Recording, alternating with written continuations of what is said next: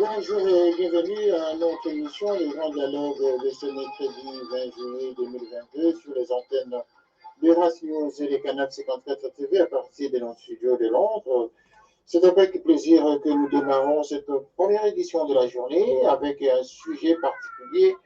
Toujours à partir de la République démocratique du Congo, nous allons parler du climat politique au Katanga, en République démocratique du Congo. Et donc, pour répondre à cette question, à cette thématique plutôt, nous allons parler avec le journaliste M. Kone Djouma Moussonto, qui est journaliste en République démocratique du Congo. M. Kone Djouma, bonjour. Bonjour, M. René. Bonjour, fidèles auditeurs de RAS News. Voilà, c'est avec plaisir, monsieur. Nous allons commencer avec notre sujet. Vous êtes journaliste au Katanga, vous avez l'expérience de sillonner le pays, vous côtoyez le milieu politico-économique et social du pays. Pouvez-vous, en tant que résident au Katanga et professionnel des médias, nous dire comment le monde intérieur et extérieur peuvent comprendre la classe politique aujourd'hui, après le départ, enfin, après le décès d'un homme emblématique qui avait fait son temps, à la personne de Baba Kingo Mwanza, donc de mémoire. Pouvez-vous nous dire un peu comment le climat aujourd'hui après le décès de cet homme emblématique? Voilà, M. René, vous savez que Kyungwa Mwanza était vraiment une figure emblématique pour les Katanga. D'ailleurs, nombreuses personnes l'appelaient Mandela parce que c'est lui qui a essayé d'amener l'éveil de la conscience katangaise. Kyungwa Mwanza, comme vous le savez, était vraiment un pion majeur de la politique ici au Katanga. Il est parti peu à son âme. Après sa mort, son parti politique, l'UNAFEC, a été aussi secoué, mais aux dernières nouvelles, nous apprenons que l'UNAFEC s'est organisé, attend aussi préparer le congrès. En attendant que cela n'arrive, son parti politique qui s'appelle l'Union nationale des fédéralistes du Congo, l'UNAFEC en sigle, est dirigé par le vice-président selon le statut, M. Jean Longangue, avec un collège où il est suivi par le vice-président M. Juvenal Kitungwa, c'est un député. Il y a Madame Sakila et aussi Madame son épouse Mireille Bibi Mouloko. Voilà un peu comment le parti fonctionne. Le reste, Kyungu était le président de l'Union sacrée, des partis politiques membres de l'Union sacrée. Actuellement, cette plateforme connaît des problèmes parce qu'il y a deux branches. Il y a une ligne qui est dirigée par Jean-Claude Mouyambo, qui est président du parti politique SCOD. Et puis, il y a une autre branche qui est dirigée par le gouverneur Jacques Yaboula Katoué, qui est aussi qui était du FCC, mais comme il assume le poste du gouvernement, qui est géré par l'Union sacrée, d'office, il est membre de l'Union sacrée. Voilà comment se présente la configuration politique à ce jour après la mort de Baba Kyungwa Mwanza ici au Katanga. Oui, là, ce ne fut qu'un clin d'œil qu'on voulait faire à cette personnalité qui a marqué l'histoire du Katanga. Le Katanga, dont on sait, a une grande influence sur le pays du point de vue économique. Et le Katanga produit aussi beaucoup d'acteurs politiques, en tout cas qui ont influencé les périodes des indépendances, en passant par les différents gouvernements, parti Mobutu et tous les autres.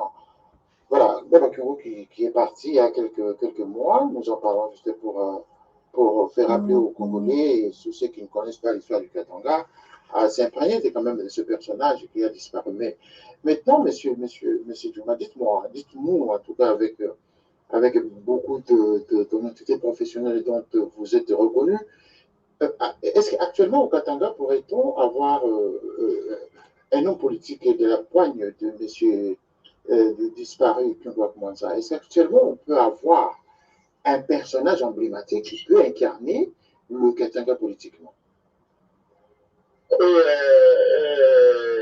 En répondant à votre question, vous devez savoir que Kungwak Manza, c'était parmi les grandes figures qui réussissaient à mobiliser la masse dans le contexte même de Chen Tshisekedi. On le comparait à Chen Tshisekedi et Antoine Gizenga au Bandundu et au Bas-Congo. Aujourd'hui, au Katanga, c'est Maurice Katumbi qui peut vraiment être capable de mobiliser la masse, toute la masse, et représenter même l'image de l'icône pour la politique du Katanga, parce que vous savez, Maurice Katumbi, comme je le disais tantôt, toute la population espère que sur lui, tout le soir.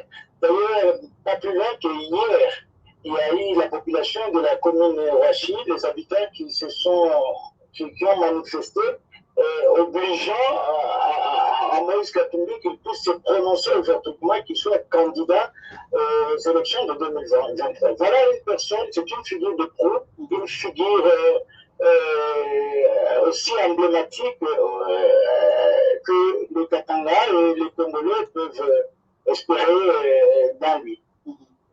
Eh bien, et le parti de Moïse Katumbi, bon, parlons de Moïse Katumbi, il fut gouverneur plusieurs fois sous le régime de Kabila. Est-ce qu'actuellement, au regard des problèmes qu'il avait connus, les problèmes, il a été même mis en exil à un moment donné, sous Kabila, est-ce que son image crée aujourd'hui au Katanga pour qu'il arrive vraiment à convaincre tout le monde? Oui, Moïse Katumbi a laissé des traces lorsqu'il était gouverneur. Il y a des traces qui sont visibles. Si vous voulez, je peux vous donner un petit exemple qui a fait que Moïse Katumbi soit vraiment aimé par le Katanga. Vous savez, lorsque Moïse Katumbi passe aux commandes comme gouverneur en 2007, le premier volet le plus important auquel il s'est attaqué, c'était d'abord l'économie. Et le premier geste, il a commencé par verrouiller toutes les saignées par lesquelles recélaient les fonds publics qui ont nourri les réseaux mafieux et appauvri le Katangais. Un réseau dont les ramifications se trouvaient à Lubumbashi, à Kinshasa, et même à l'extérieur du pays. Et l'action la plus spectaculaire qu'il avait amorcée, c'était d'arrêter net l'exploitation des minéraux bruts vers l'étranger. Et cela avait même posé comme un problème où il avait intercepté 150 camions remorques qui étaient bourrés de minéraux bruts, qui étaient prêts à franchir la frontière de Kasumbalesa frauduleusement.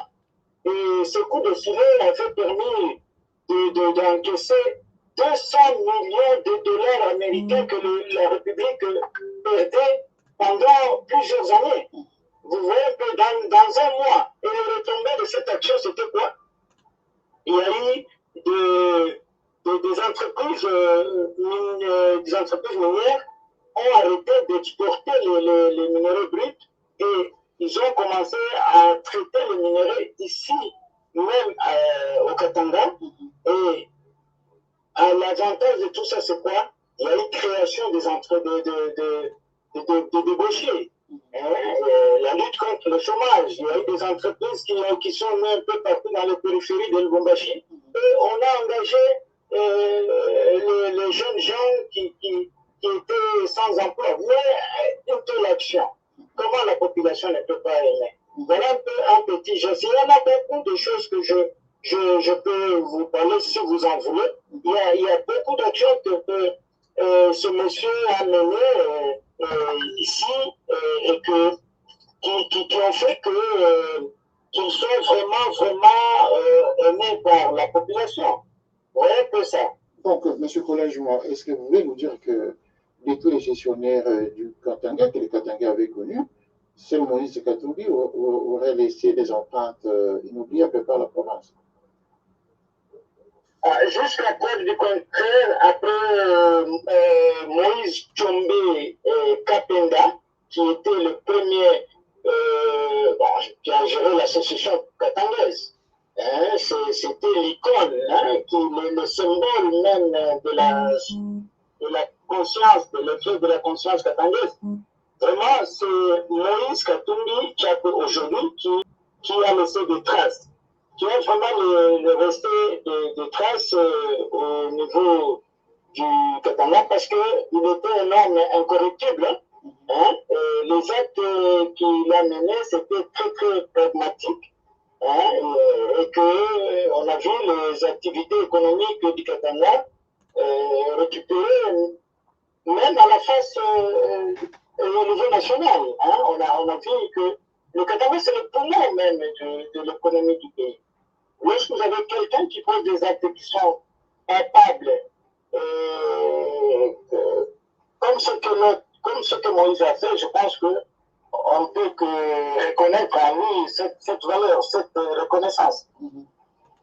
Et donc, vous pensez, M. Djouma, que Moïse Katumbi est présidentiable parce qu'il a réalisé cette prouesse, ce sont ces éléments qui peuvent faire de lui un présidentiable en République démocratique du Congo. Pourquoi ne pas faire autre chose? Il peut s'élancer dans le développement, créer des entreprises, comme il en a l'expérience, il crée beaucoup d'entreprises dans le Congo, il donne de l'emploi aux gens, que nécessairement chercher à appliquer les mandats présidentiels.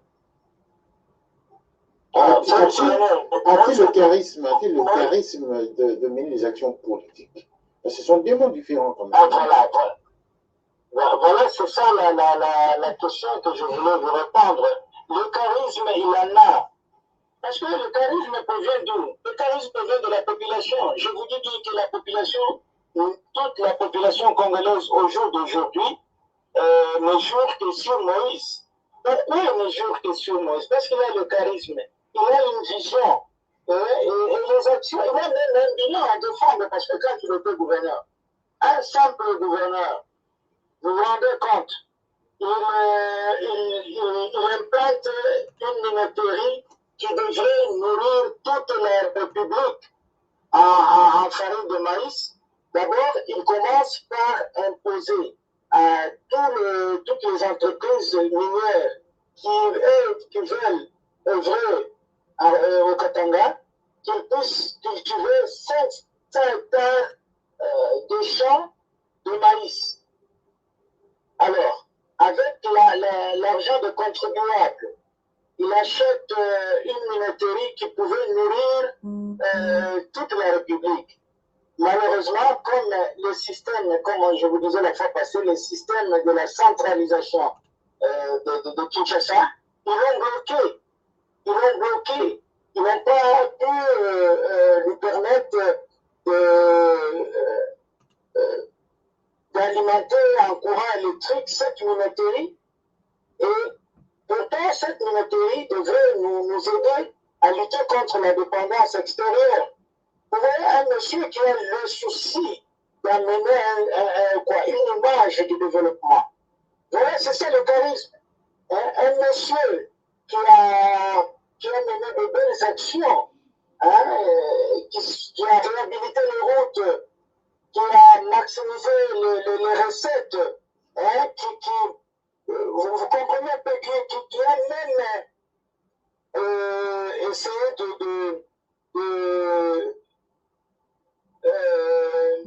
comment je te dis, du côté de la SNEL, c'est la Société nationale de l'électricité. Moïse a doté de grands équipements à la SNEL pour que fourniture du courant électrique au bénéfice de la population. Moïse Katumbi, la ville de Kassaji, c'était une ville qui était presque abandonnée, mourante. Moïse a mené de matériel électrique à Kassaji. Moïse a créé un système de transformation du courant électrique de haute tension vers moyenne tension pour que la ville de Kassaji soit éclairée. Moïse Katumbi a même construit au niveau de la frontière de Kasumbalesa un immeuble grande portée, de portée internationale où devraient œuvrer les services de l'État.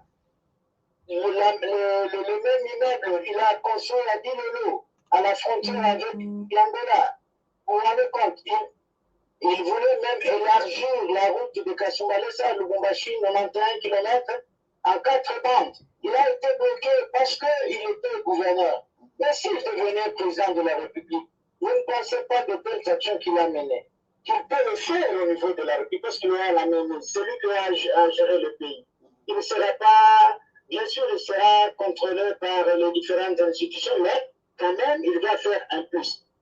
Une année suffit pour que Moïse Katumbi puisse changer ce pays. Ça, en tant que journaliste, je ne fais pas la démagogie, mais je dis ce que j'ai fait parce que j'ai vécu ce que Moïse a fait ici à Lubumbashi. Et pour moi, je suis convaincu que si vraiment on lui donnait la chance de devenir président de la République, il va transformer ce pays et le Congo deviendra une grande nation où il fera beau vivre.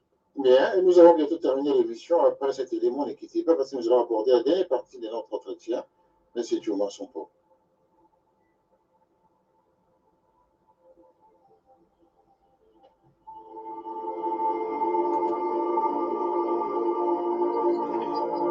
Merci, nous sommes en direct toujours dans le cadre du grand dialogue sur Iras News et Canal 54 TV à partir de Londres. Je rappelle à tous les auditeurs qui nous suivent pour le moment que nous sommes joignables aux 44 73 06 18 75 27. Vous pouvez nous appeler justement pour intervenir dans le direct de la soirée. Mais dans cette édition matinale, nous sommes en train de parler de l'actualité, en tout cas sur la politique en République démocratique du Congo, le cas du Katanga, où nous sommes en train d'évoquer le climat politique au Katanga. Et tout à l'heure, nous avons parlé de l'ancien homme politique décédé il y a quelques mois, Baba Kyungowa Kumwanza. Nous venions donc discuter sur les Katumbi qui serait l'homme providentiel pour relever justement l'image du Katanga et de toute la République, au cas où il lui crée un mandat présidentiel.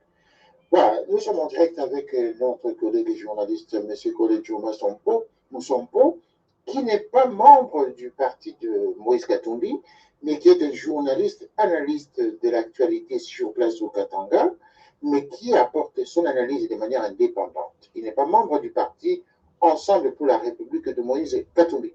Voilà, messieurs, je tenais à le préciser ainsi, pour l'intérêt de tous les auditeurs qui nous suivent pour le moment. Donc, entrons maintenant à la dernière partie de notre entretien, ce grand dialogue. Vous avez dit tout à l'heure, question de donner la chance à Moïse Katumbi, il pouvait changer le Congo, mais tout à l'heure, je vous posais la question de savoir que est-ce que seules ces actions suffiraient pour qu'il soit un homme qu'il faut pour gérer les affaires publiques au niveau national. Et donc, vous n'avez pas très bien apporté la lumière là-dessus, mais je vais enchaîner aussi en disant que regarde également le problème de démêlés politiques qu'il avait connu sous Kabila. Est-ce que ces démêlés n'ont pas laissé une tache noire sur son image en tant que politique? Monsieur Diouma. Oui, à la question de savoir si Moïse seul peut être capable de mener des actions pour la magistrature suprême, je pense là, ça revient à lui. Parce que, vous savez, on ne peut pas être seul pour réussir un mandat politique. Il faut toujours des alliances. Il faut créer des alliances. Je suis la collaboration avec tout le monde. Je voulais dire, est-ce que les actions qu'il a menées, tous ces prouesses au niveau social et développement au Katanga, je voulais dire, est-ce que ces actions-là suffisent pour qu'il soit crédible pour gérer au niveau national? Le fait d'avoir... On parle toujours oui, on parle, il y a un adage africain qui dit on reconnaît un homme par sa valeur. Lorsque vous avez la volonté de construire une maison pour vos parents, vous pensez aussi quelque part que vous serez en mesure de construire plusieurs, si vous avez des moyens, de construire plusieurs maisons pour toute la famille. C'est dans ce cadre-là, le fait qu'il a mené ces gestes, cette action, de grande envergure que nous, ici au Katanga, nous signalons, nous pensons que ce sont des actions de grande envergure. Nous sommes convaincus qu'une fois il est arrivé à la magistrature suprême, il peut faire autant. Vraiment, ce sont des actions qui sont dans le microcosme, c'est-à-dire au niveau provincial. On ne voit que la province. Parce qu'aujourd'hui, si le Katanga, il a mené des actions au niveau du Katanga, le Katanga qui est subdivisé en 4 provinces. Je vais vous faire revivre un peu l'histoire de l'époque coloniale.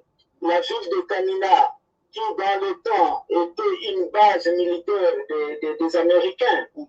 Mais Moïse, lorsqu'il était gouverneur, il a asphalté cette ville pour la toute première fois après le départ des colons belges. C'est le seul qui a asphalté cette ville.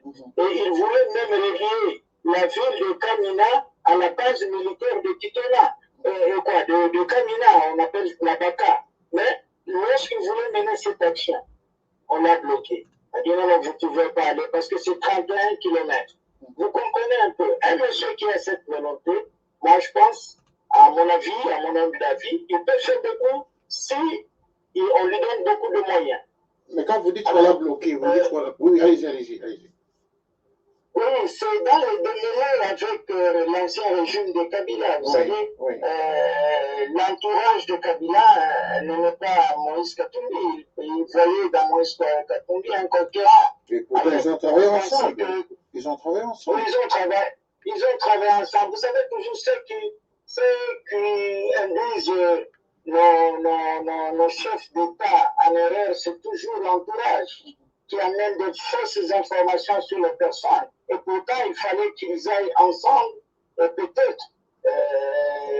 On ne veut pas être dans cette situation que nous sommes en train de vivre aujourd'hui au Congo. Vous comprenez un peu. Le démêlé qu'il y a eu, vous parlez de démêlé qu'il y a eu. Oui. Mais il y a peu, il y a quelques mois,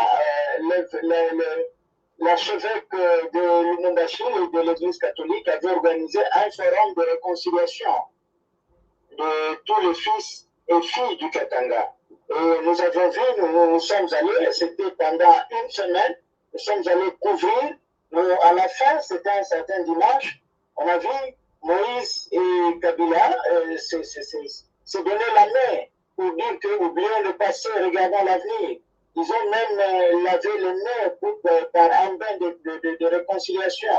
Voilà, je pense qu'il y a eu des démêlés, bien sûr, mais maintenant, le Congo, c'est un pays qui va vers le chaos. Il faut qu'on ait quelqu'un qui peut relever les défis pour que le Congolais se retrouve. Nous sommes une grande nation. Nous devons aussi avoir la fierté comme les autres peuples d'Afrique. Regardez ce qui est en Tanzanie. Regardez ce que Magufuli a fait en Tanzanie. Aujourd'hui, si vous allez à Dar es Salaam, vous n'aurez même pas envie de rentrer au Congo. Et pourtant, nous avons toute la richesse au Congo. Le Congo, c'est un pays riche. Nous avons de grandes potentialités, mais nous manquons de leadership. Nous manquons de quelqu'un sur qui nous pouvons soutenir pour qu'il puisse changer l'état colonial, l'état de Mobutu, l'état de tous les régimes que nous avons connus, afin que le Congo devienne aussi une nation fière. Et que nous pouvons aussi avoir la gloire de marcher à travers le pays. On dit, voilà, c'est un Congolais, voilà son pays, comment est-ce qu'il est.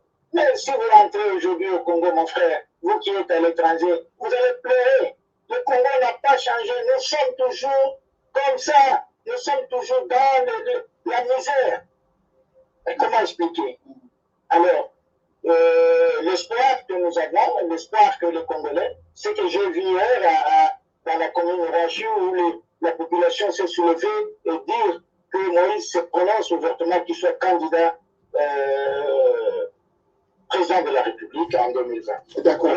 Ça, c'est une analyse que j'ai vue. Voilà. Est-ce que vous avez parlé tout à l'heure de la réconciliation avec Joseph Kabila, mais la réconciliation ne se fait pas sans excuses, sans pardon, sans nommer le problème pour lequel vous vous réconciliez? Ce sont-ils les raisons pour lesquelles ils se réconciliaient, les causes qui ont fait qu'ils entrent en conflit?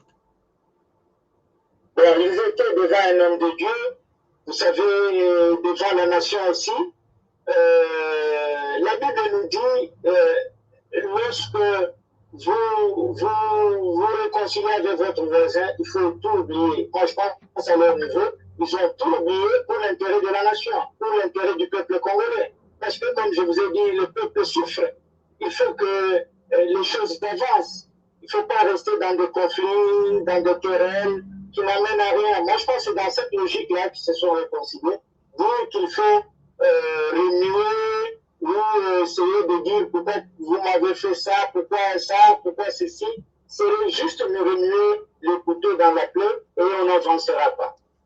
Et vous pensez qu'ils ont tous les deux été sincères dans cette réconciliation? Bon, moi, en tant que journaliste, je ne saurais pas vous dire s'ils étaient sincères ou pas. Moi, j'ai tout simplement vu les deux fils du pays se donner la main, s'embrasser et laver leur main en symbole de leur réconciliation. Je reste sur le fait, mais je n'entre pas dans le contenu, sinon je risque de prendre la couleur. Or, je suis journaliste, voilà. Je dois être maître. Bien sûr. Alors, on va bientôt terminer l'émission dans quelques 3 minutes. Vous avez parlé de la politique pour Moïse Katumbi. Son parti Ensemble pour la République est en train de s'effriter progressivement avec les défections. Pour la dernière, c'est Moïse Nzangi, le ministre de l'ESU, qui démissionne et qui s'en va avec autant de députés, au moins 8 députés nationaux, 13 députés provinciaux, plus un sénateur qui crée son parti politique, et ça doit déranger Moïse Katumbi. Action des volontaristes pour la relève patriotique, AVRP, de Moïse Nzangi. Ça doit déranger Moïse Katumbi à cet instant. Tout à fait, ça doit lui déranger parce que Moïse Nzangi était un compatriote avec qui ils ont évolué ensemble dans le combat. S'il se retire, moi je crois que c'est toujours avec... nous allons enregistrer quelque chose comme nous tendons vers les élections, il y aura toujours ce mouvement-là de défection par-ci, par-là, des alliances, un peu partout. Mais le mal pour nous, les Congolais, c'est le manque de fidélité. Les Congolais n'ont jamais une notion de fidélité à un sens patriotique. Et savoir que et de loyauté, parce que lorsque vous menez un combat, il faut arriver au bout. Il faut arriver au bout, c'est pas parce qu'on vous donne des miettes quelque part, vous vous dites, non, moi je suis devenu déjà si Moïse Nzangi est aujourd'hui ministre, c'est grâce à Moïse Katumbi qui a eu son parti Ensemble pour la République et qui l'ont désigné. C'est pas parce qu'il manque de qualité ensemble, mais non, c'est parce qu'on a vu le patriotisme dans lui. Bon, s'il se retire avec les autres, Moïse reste une icône. Je pense qu'il va réfléchir, nous espérons qu'il va réfléchir avec tout son comité et prendre des dispositions. Parce que vous savez, Moïse a un directeur de cabinet très aguerri, M. Olivier Kanikatou. Je pense qu'ils vont beaucoup réfléchir sur ça pour que cela ne revienne plus. Si on va au gouvernement pour chercher à scier là où on était assis, mais l'avenir nous dit toujours que mieux vaut la fin que le début. Mais on va faire une chose sur son début. Oui. Je pense que c'est ça, parce qu'il est parti. Bon, espérons qu'il fera ce qu'il a une vision aussi pour lui, mais Moïse reste un grand, je pense qu'il va prendre des dispositions qui seront parfaites, parce que jusque-là, il n'y a pas encore de déclaration du côté Ensemble pour la République. J'ai essayé de vérifier ce matin, il n'y a personne qui a réagi en rapport avec ça. Je pense qu'il y aura toujours une prise de position par rapport à tout ce qui venait d'arriver. Alors, Moïse Massoumi n'est pas encore, en tout cas, ne s'est pas encore prononcé. Et nous savons très bien qu'à un moment donné, le pays était agité, hein, avait parlé, par exemple, de la situation d'un projet, une proposition de loi qui devait sortir, hein, qui les concernait en même temps, hein, sur les origines. Est-ce qu'aujourd'hui, les Congolais en parlent toujours? Sur la politique originaire, non, la question de Congolais de mère et des pères, autour de laquelle il y avait Moïse Katumbi, qui n'est pas Congolais à 100%, dont on disait que c'est un citoyen, un sujet zambien, qui vient au Congo usurper la nationalité congolaise, et donc il ne peut pas briguer la magistrature suprême. Est-ce que vous ne pensez pas que cette proposition de loi, quand même, protège les institutions de la République au cas où un étranger non des mères et des pères à accéder à la magistrature suprême? Est-ce que cette situation dérangerait Moïse Katumbi et son entourage? Nous avons vu cela. Moi, je ne pense pas que cette situation peut déranger Moïse Katumbi, parce que ce sont des détracteurs qui essaient de soulever, qui sont derrière cette loi, disant qu'il est juif, qu'il est italien, qu'il est zambien. Non, Moïse Katumbi, c'est un Congolais. Vous savez, ce problème de cette loi va causer de sérieux problèmes à la République démocratique du Congo. Comment je peux vous dire? La République démocratique du Congo fait frontière avec 9 pays.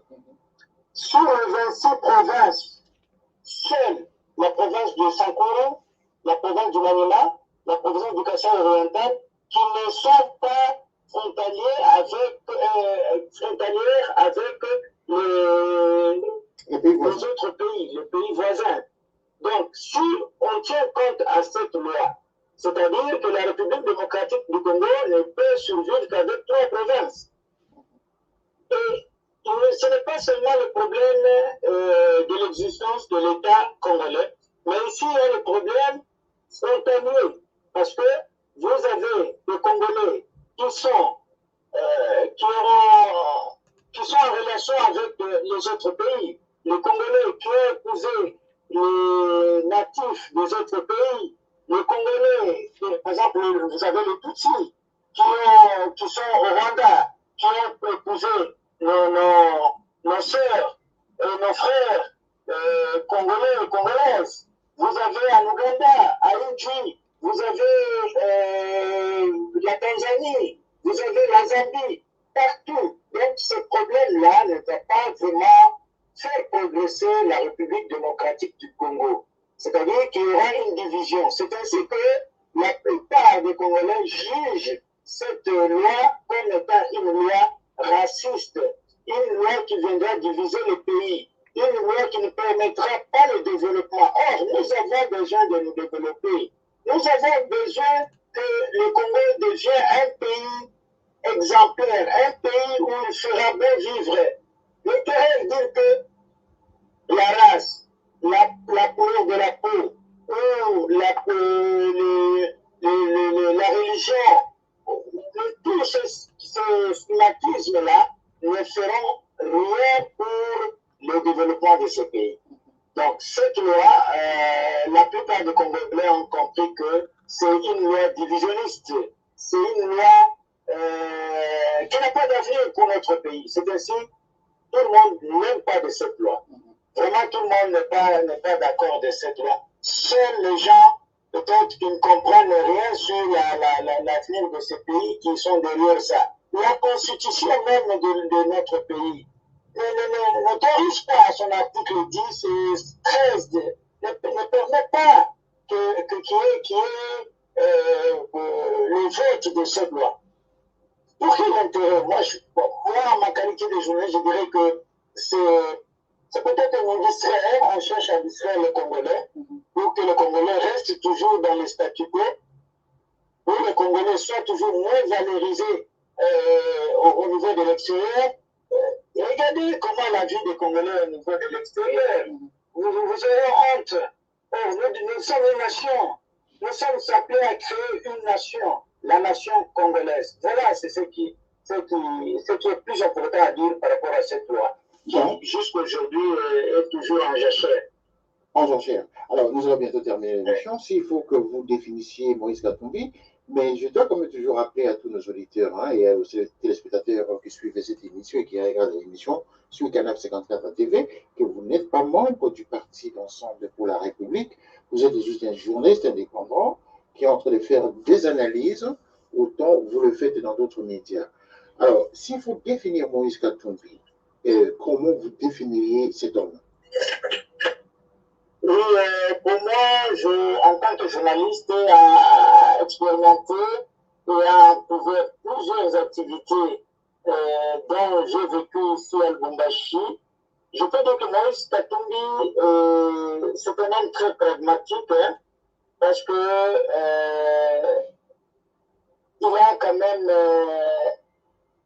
un agenda riche, et que j'estime que pour 2023, les Congolais doivent être responsables devant leur propre conscience afin de choisir quelqu'un qui peut donner un espoir à notre peuple. Et cet homme, pour moi, je vois que c'est Moïse Katumbi, parce que c'est l'homme providentiel qui a prouvé de quoi il est capable dans sa gestion de la province du Katanga. Et il est un travailleur, quelqu'un qui aime ce qu'il fait. C'est l'image que moi j'ai de Moïse Katumbi par rapport aux autres personnes. Parce que moi, j'ai couvert plusieurs activités de Moïse Katumbi ici quand j'étais journaliste dans une radio religieuse. J'ai couvert les activités de Kunga Koumaza, j'ai couvert les activités de l'UDPS, j'ai fait plusieurs reportages ici. L'expérience, c'est l'expérience qui me pousse à dire tout ceci, monsieur René. Mais voilà, nous avons donc terminé cette émission. Merci en tout cas pour cette analyse sur cette question de Moïse Katumbi et du Katanga en général. À moins que vous ayez un dernier mot, vous avez 10 secondes. Oui, le dernier mot, c'est remercier tous les auditeurs qui nous suivent. J'espère que dans les jours à venir, nous allons choisir plusieurs d'autres sujets très intéressants d'ici au Congo, qui se passe ici au Congo, au Katanga et dans d'autres provinces là-bas. Prochainement, nous aurons même à proposer des invités d'autres invités qui sont de bonnes figures de la politique congolaise qui vont passer sur cette chaîne. Je vous remercie vous aussi de m'avoir invité aujourd'hui et à très bientôt. Avec plaisir. En tout cas, merci en tout cas d'être passé à cette édition de la matinée de Grand Dialogue sur Iras News et Canal 54 TV. Merci en tout cas, messieurs collègues Juma Moussompo, à partir de Lubumbashi. À très bientôt pour une nouvelle édition. Merci. Merci aussi. Voilà, nous terminons cette émission. Vous venez de suivre notre direct à partir de Lubumbashi avec le journaliste Colin Juma Moussompo, qui est au Katanga, qui nous donnait justement son point de vue, son analyse de manière indépendante, en tout cas, sur la situation au Congo, et plus précisément dans le Katanga, au sud de la République démocratique du Congo. Merci d'avoir suivi mon dialogue de cette journée, de la matinée plutôt. Et vous pouvez toujours nous joindre, comme nous l'avons dit tout à l'heure, au 44 73 06 18 75 27 pour tous ceux qui voudraient justement avoir les informations sur la chaîne. Merci et à très bientôt pour l'édition de 13h. Au revoir.